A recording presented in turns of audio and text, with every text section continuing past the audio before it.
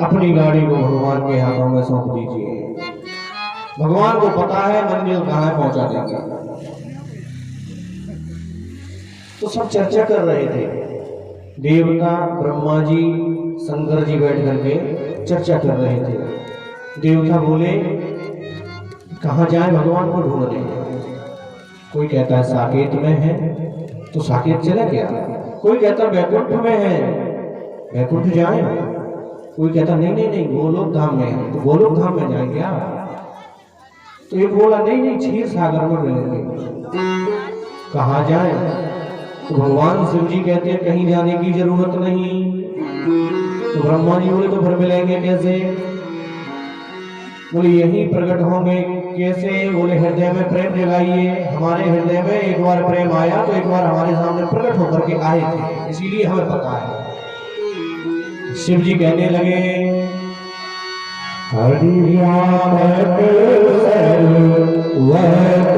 समाना प्रेम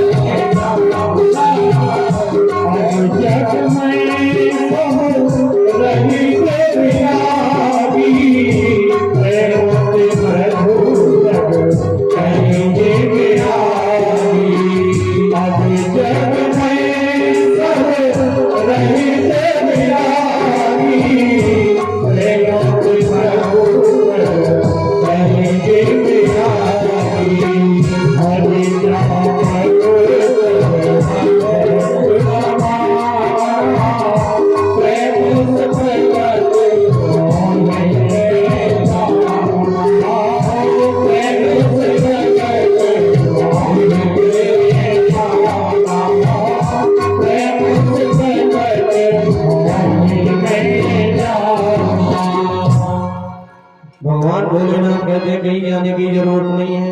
अपने हृदय को अनुराग से भर लीजिए, अपने हृदय को प्रेम से भर लीजिए, भगवान यही प्रकट होकर के आया। तो प्रेम हृदय में आ गया, इसका पता कैसे चले कि हमारे हृदय में भगवान के प्रति प्रेम है। तो परसों की कथा में बताया था, कल भी बताया था कि जब भगवान के लिए हमारे हृदय में प्रेम प्रकट होता है तो शरीर पुलकित हो जाता है, नेत्रों से आंसू आने लगते हैं। तब समझिए कि हमारे हृदय में भगवान के लिए प्रेम प्रकट हो गया। अन्यथा झूठे तो चाहे जिंदगी भर खड़े रहो। जिस दिन आपकी आंखों से पानी बहने लगे उस दिन समझ लीजिए कि भगवान के लिए आपके हृदय में प्रेम प्रकट हो गया। देखिए जब पानी टंकी में भरता है ना, मकान मालिक अंदर बैठा है और मकान की छत पर टंकी रखी हुई है, उसमें पानी भर रहा है। जैसे ही पानी ओवरफ्लो होगा, पानी फैलने लगेगा, तो मकान मालिक दौड़ करके जाएगा और देखेगा अरे टंकी भर गई, अपने आप पहुंच जाएगा मकान मालिक। तो ऐसे ही हमारे नेत्रों में जब जल भरेगा, तो जिस दिन ओवरफ्लो भया, जिस दिन नेत्रों से जल बाहर निकला, उसी दिन भगवान प्रकट होकर के आ जाएंगे। बोलिए जय सिया राम। जय जय सिया राम। कहीं जाने की जरूरत नहीं पड़ेगी। तो यहाँ किसी का शरीर पुलकित हुआ, बोले हाँ किसका। बोले सोनी बिरंजे मन हरस तन पुलकी बहा पुलकी नयन बहनीर। ब्रह्मा जी का हृदय पुलकित हो गया, आंखों से आंसू आने लगे। जैसे ही ब्रह्मा जी की आंखों से आंसू आए तो क्या हुआ। जय जय सुर नायक जन सुखदायक तनक पाल भगवन जय जय सुर नायक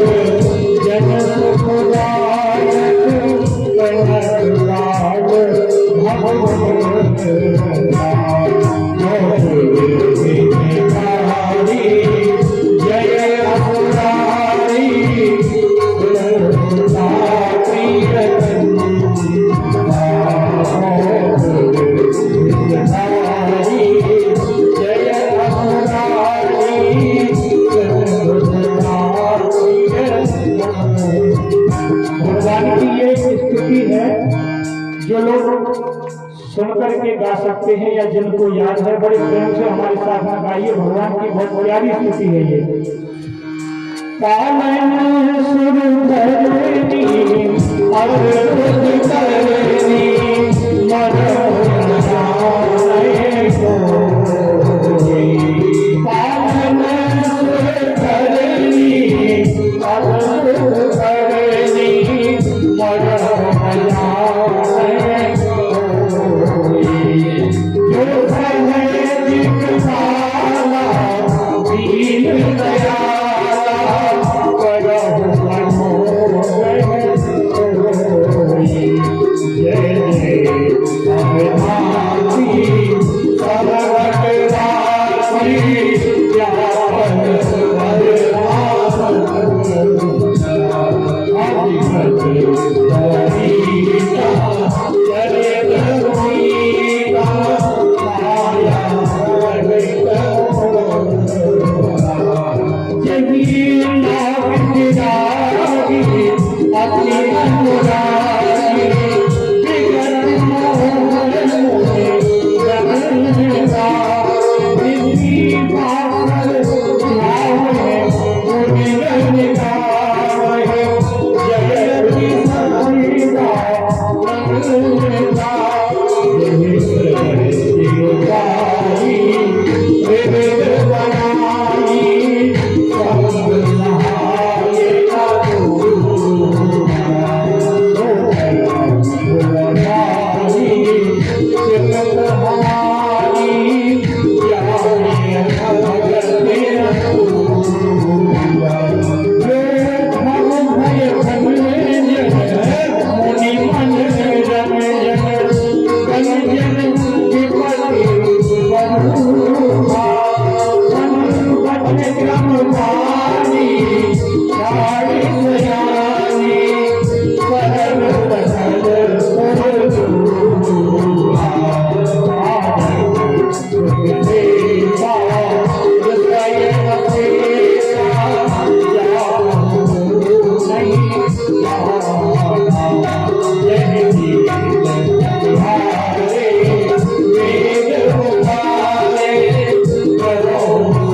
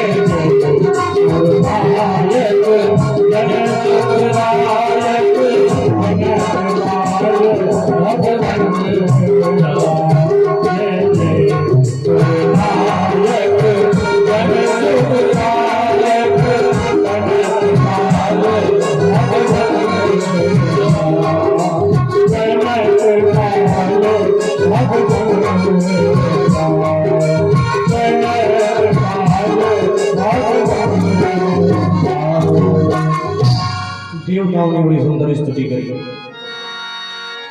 जैसे ही स्तुति करी तो आकाशवाणी होने लगी। आकाशवाणी के रूप में भगवान कहने लगे, जन डर पहु मन सिद्ध सुरेशा तुम ही लाग धरे नरवेशा। मत डरिए, चिंता मत करिए, तुम्हारे लिए मैं मनुष्य रूप में प्रकट होकर के आऊंगा।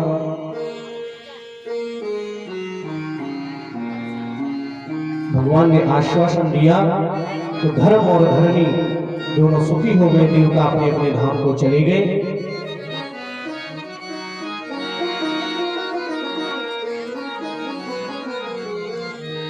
जैसे ही देवता गए तो इधर कथा पहुंचती है सीधे अयोध्या धाम में।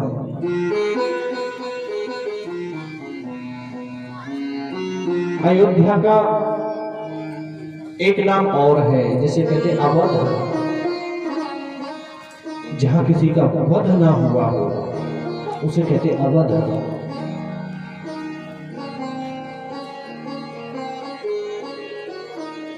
वहां पर महाराज दशरथ जी निवास करते हैं, जिनकी 3 मुख्य रानियां हैं और अनन्यान्य रामायणों में कई रानियों का उल्लेख है। मानस में भी जरा सा संकेत गोस्वामी जी ने किया है, संभ्रम चली आई सब रानी। दशरथ जी अपनी रानियों के साथ निवास करते हैं, बड़े अच्छे ढंग से प्रजा का पालन पोषण करते हैं। चक्रवर्ती सम्राट है, इनका तेज इतना है कि इंद्र आधा सिंहासन देता है इन्हें, इतने तेजस्वी है। देवासुर संग्राम में देवताओं की सहायता करी, शब्द भेदी बाण चलाना जिन्हें आता है।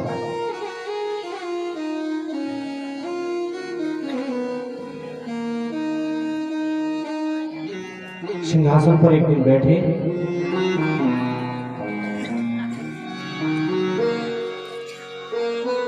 तो क्या हुआ कि बैठे बैठे इनको लगा कि मेरे सिर का मुकुट कुछ टेढ़ा हो गया, तो अपने सेवक से कहा दर्पण लाइए मुकुट ठीक करो। तो सेवक इनका दर्पण लेकर के आया और महाराज दशरथ ने दर्पण सामने किया और मुकुट जो टेढ़ा हो गया था उसे सीधा करने लगे। जैसे ही मुकुट सीधा किया तो दशरथ जी ने क्या देखा कि कान के पास में जो ये बाल होते हैं, श्रवण समीप भय सित केशा, यहाँ पर उन्होंने देखा कि कुछ बाल सफेद हो गए। जैसे ही सफेद बालों को देखा तो चिंता बढ़ गई, मेरे बाल सफेद हो गए, मतलब मेरा चौथापन आ गया, वृद्ध अवस्था आ गई, तो अभी तक कोई संतान नहीं है, मेरे बाद इस राज्य की देखभाल कौन करेगा। गिलानी से भर गए।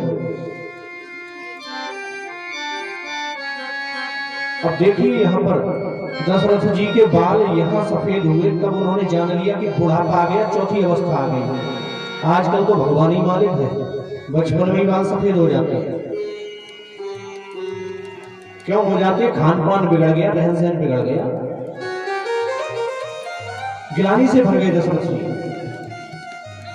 तो गिलानी से भरे हुए दशरथ जी, देखिए जब जीवन में गिलानी आए, जब जीवन में संकट आए, जब जीवन में विपत्ति आए, तो दुनिया वालों को मत बताना, ये दुनिया बड़ी जालिम है, ये दुनिया बड़ी जालिम है, रो रो कर तुम्हारे दुखड़े तुमसे पूछेगी,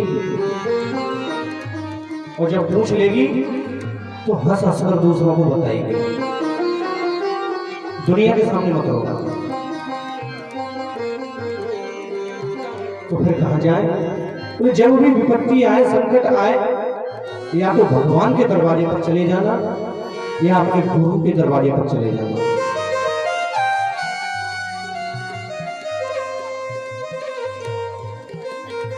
देखिए जीवन में 2 व्यक्ति ऐसे हैं जो हार कर सुख महसूस करते हैं, जो हार जाते हैं फिर भी सुखी होते हैं, खुशी होते हैं। कौन? मान लीजिए कोई व्यक्ति रेसर है, दौड़ता बहुत अच्छा है, बहुत अच्छा दौड़ता, उससे दौड़ में कोई जीत नहीं पाता,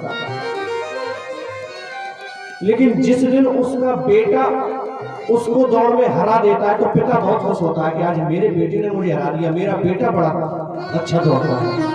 एक पिता अपने बेटे से हार करके सुखी होता है। ऐसे ही एक गुरु जब देखता है कि मेरा चेला, मेरा शिष्य मुझसे भी आगे निकल गया, तो गुरु को बड़ी प्रसन्नता होती है। ये 2 लोग ऐसे हैं सृष्टि में जो हार कर भी सुख महसूस करते हैं। अन्यथा दुनिया में कोई ऐसा नहीं जो किसी से हारना चाहे।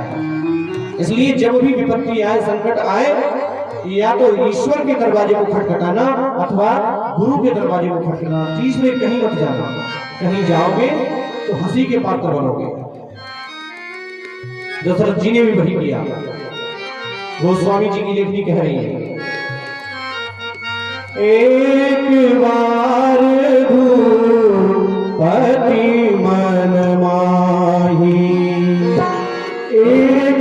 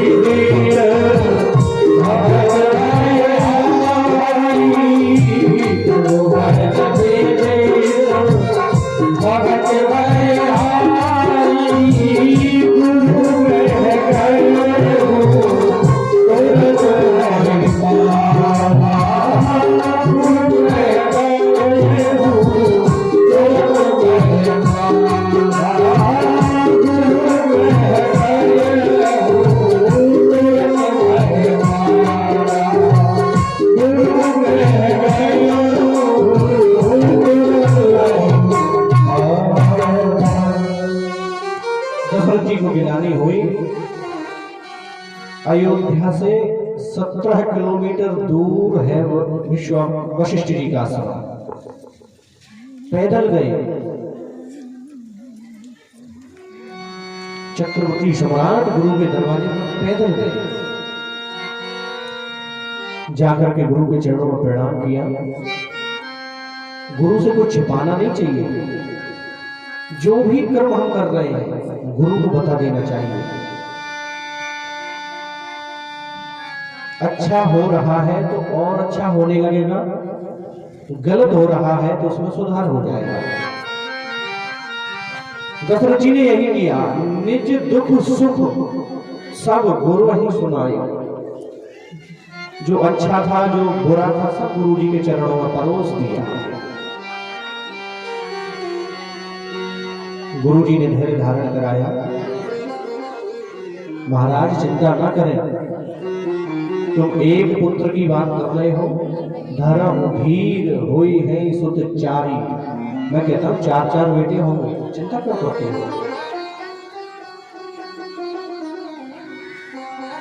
दशरथ जी ने विदा मांगी और इधर वशिष्ठ जी ने मन में विचार किया कि कैसे क्या योजना बनाई जाए कि महाराज के घर में भी किलकारी होंगे।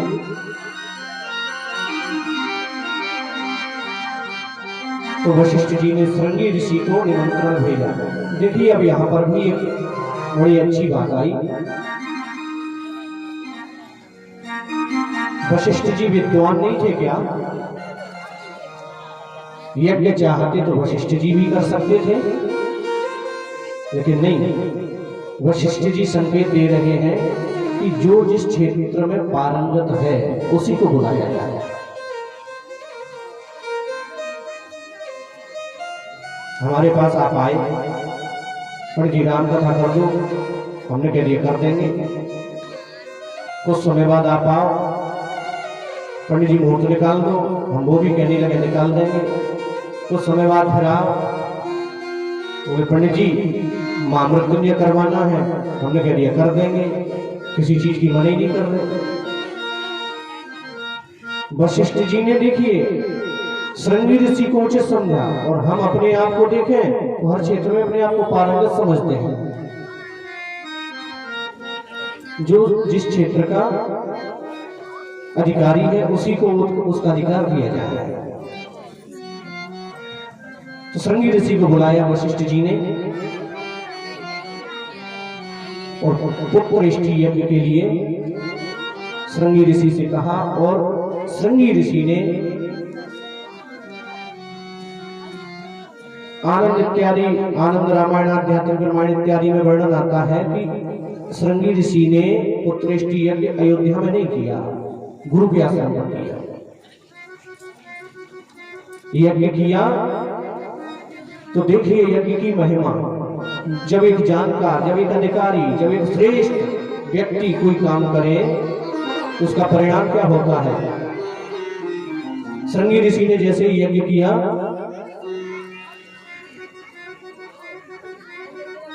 तो ऐसे अग्नि में आहुति नहीं डाली, अग्निदेव स्वयं प्रकट होकर के आहुति ग्रहण करते हैं।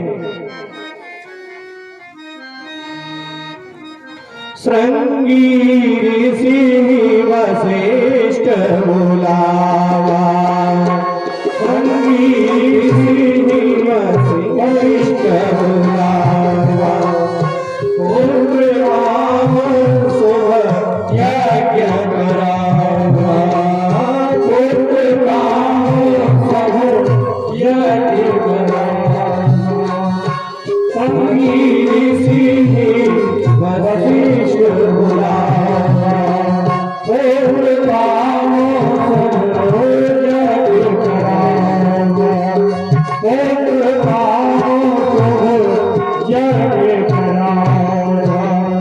यज्ञ कराया। अग्नि ने स्वयं प्रकट होकर के आहुति ग्रहण करी, और ऐसा ही नहीं, यज्ञ जैसे ही संपन्न हुआ तो प्रगटे अग्नि चरु कर लीने, एक चरु का पात्र लेकर के अग्निदेव प्रकट भी हुए, और वशिष्ठ जी को वह चरु पात्र दे दिया, और वशिष्ठ जी से कहा, जो वशिष्ठ कछु हृदय विचारा, सकल काज वहां सिद्ध तुम्हारा। वशिष्ठ जी को चरु पात्र दिया। वशिष्ठ जी ने समझ लिया कि अब महाराज का कार्य सिद्ध हो गया। वशिष्ठ जी ने वह चरु पात्र महाराजा दशरथ जी के हाथ में दे दिया और कह दिया यह हम बांट देव नभ जाए। यह चरु पात्र का जो चरु है, यह जो प्रसाद है, अपने घर जाकर के यथा योग्य भाग बना करके बांट दीजिए।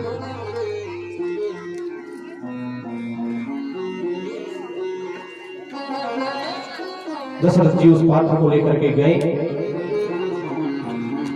रानियों को बुलाया तो अर्ध भाग कौशल्य ही दीना, चरु में से आधा भाग कौशल्या जी को दे दिया और जो आधा बचा तो उभय भाग आधे कर लीना, उसको फिर आधा आधा किया।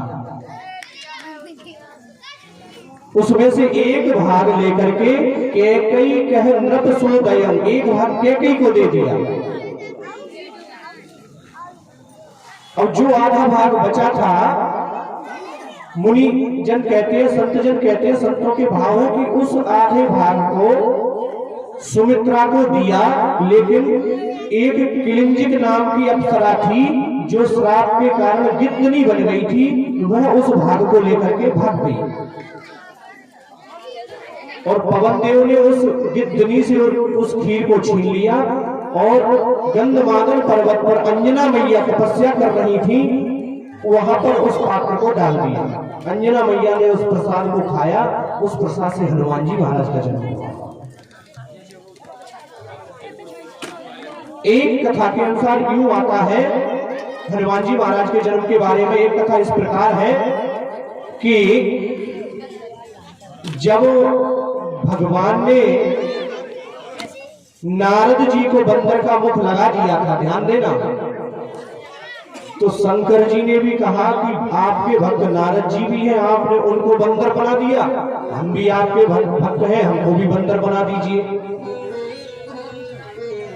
हम भी बंदर बनेंगे। तो भगवान बोले कि सुनिए शिव जी, नारद जी को बंदर बनाया विश्व मोहिनी के कारण, तुम्हें बंदर बनाएंगे मोहिनी के कारण। तो भगवान ने जब मोहिनी रूप धारण किया तो शंकर जी पीछे दौड़ते घूमे, बंदर बन गए। जैसे ही शिव जी का स्पर्श हुआ, शिव जी का तेज पाठ हुआ और मुनिवर कहते हैं, कुछ ऋषि जनों का मत है कि उस तेज को पवन देव ले जाकर के अंजना मैया के कान के भाग से गर्भ में प्रवेश करवाए, उससे हनुमान जी का जन्म हुआ।